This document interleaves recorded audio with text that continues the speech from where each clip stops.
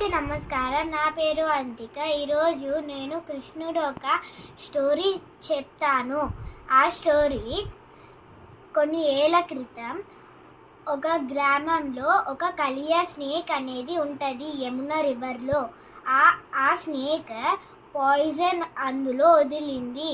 అప్పుడు మనుషులు యానిమల్స్ భయపడి బయటికి వచ్చేసినాయి. అప్పుడు తన ఫ్రెండ్స్ ఆపదలో ఉండటం చూసి కృష్ణ వెళ్ళి కాపాడాడు.